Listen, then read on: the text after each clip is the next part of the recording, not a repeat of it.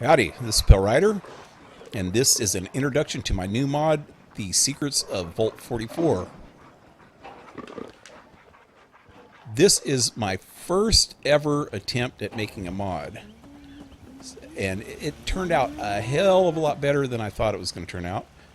Let me show you a little bit about it, and then I will tell you about future plans for it.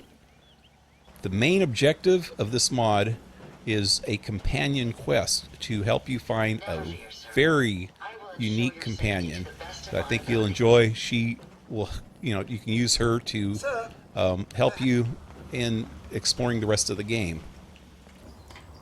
After you load the mod, you come to Sanctuary and go into the player's old house, and it'll start the mod. And there's a little glitch that I'm gonna might have it fixed by the time you watch this video. When you go into your Pip-Boy after you start the mod, it'll tell you there's to get the holotape on the kitchen counter, which is right straight ahead there. But once you mark it, the marker is sending you towards Red Rocket, which is the second stage of the mod. Okay, so you have to pick up this before the second stage will actually start. And there it goes. And now you head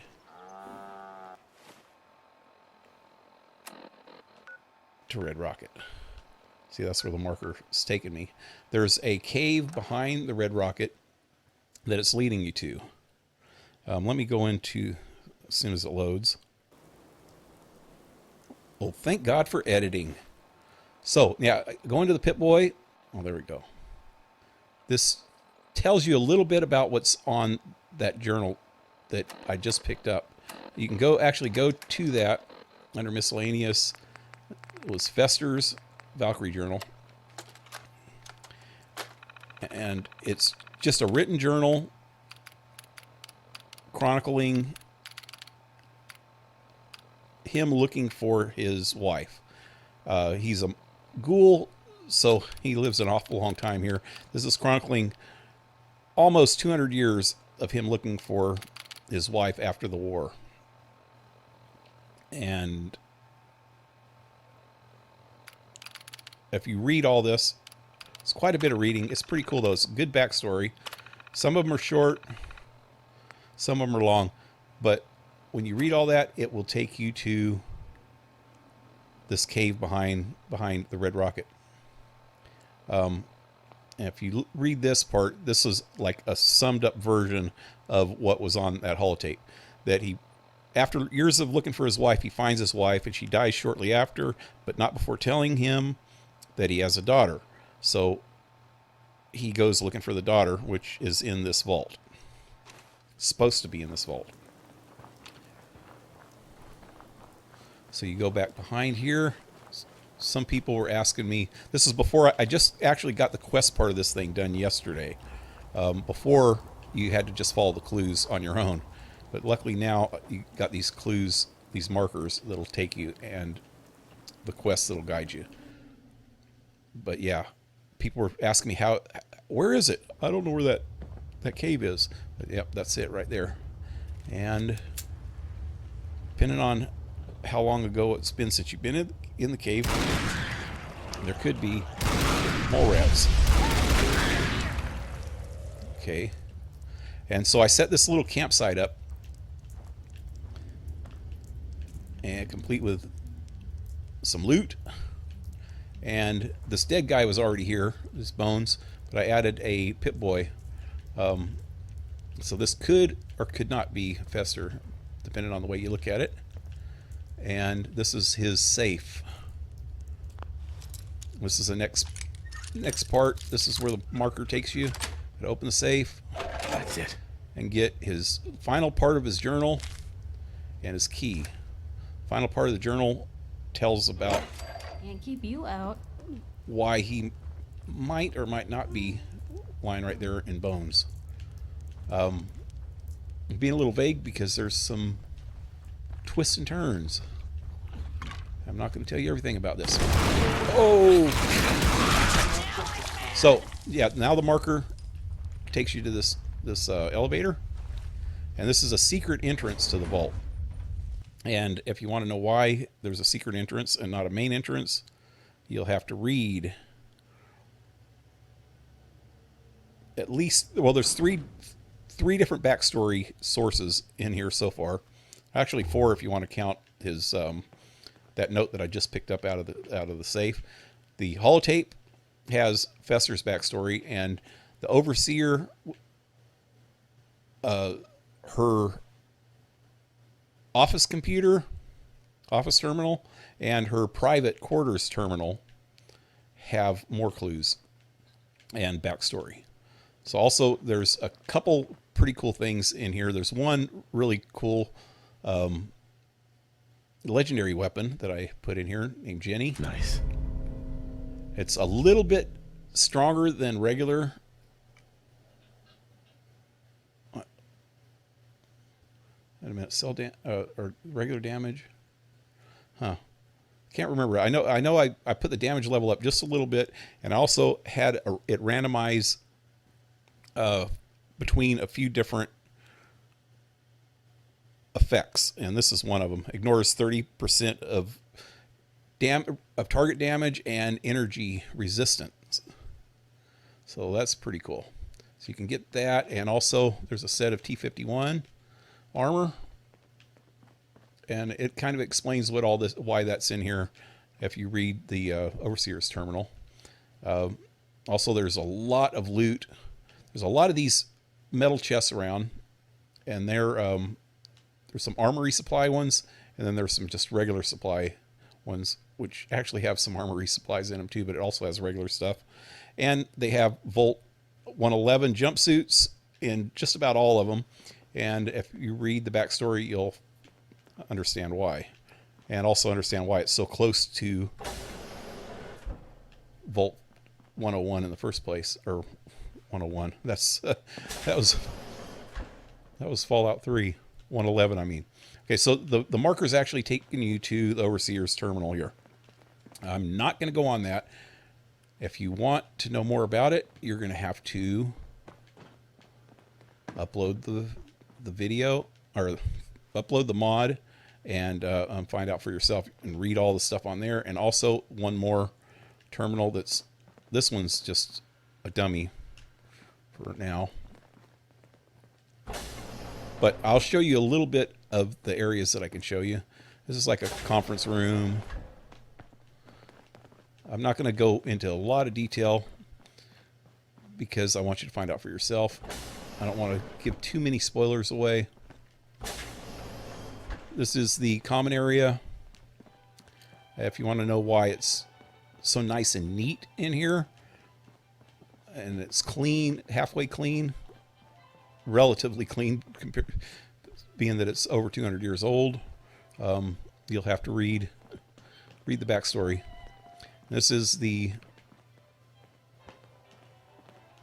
mess hall and kitchen area and a little commissary area.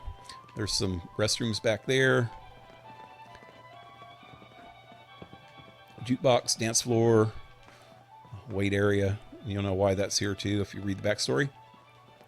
And there's a lot of area up here that people can use to lounge or mess around on their computers or whatever. So that's about all I really want to show you right now. You'll have to explore the rest. There's a lot of stuff here if you read these signs. Directions you can go to find different things. There's more stuff down this way. There will a few things that will be coming up in here that I'll go over real quick. First of all, the next step in this, like I said, I just got this has been up for a couple weeks on the Bethesda site, but I just got the quest done yesterday and added it in.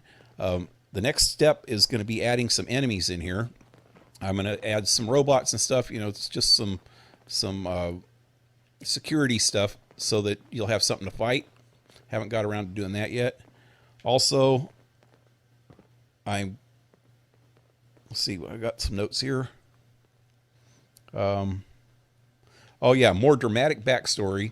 I want to put some backstory of some of the residents that were here and some of the scientists and the experiments that they were doing on some of the terminals. There's terminals everywhere. So, and I'll have notes and stuff laying around that you can pick up and read and find out a little bit more about the backstory if you're into that, if you really want to find out, because there is a whole backstory that's in my head that I need to get out. It's hurting my head. I need to get it out. But yeah, I need to write that down and so that you guys can enjoy it too. And then after that, I want to do, or in between that maybe even, I want to do a little extra side quest for the companion herself to give you a perk. Like all the other companions in the game, they all give the user a perk, the player character. So I want to do that with her. I might just do it at first, just do a simple perk that right when you load her in, use her as a companion, you'll get the perk. Or I might do an actual side story thing like the rest of the companions have. I've heard that the affinity levels of the rest of the companions is a real bitch to get to work right. So I probably won't go that far. It'll be a little easier and simpler than that. And then the last thing that I want to do, which is going to be the hardest thing, is the menu system with the companion is just the text format. Like when I click on, well, let me try Piper. Piper. You hungry? Yeah. These always keep me going. It has this, the 4 menu thing. When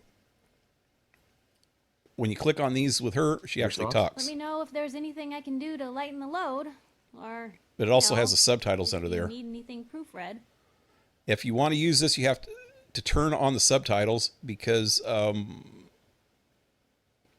was all I had. There's no voice, no lip sync, no voices. That's a really hard part of doing this. And I haven't figured it out yet. And hopefully I'm going to figure it out in the future. And I'll try to find somebody with the right voices to voice this stuff. Like even the player character. How am I going to get his voice? I have to find somebody that can imitate his voice, or find some of the files to say kind of what I want him to say and splice them together or whatever. I don't know. It's going to be a big pain in the butt to do it.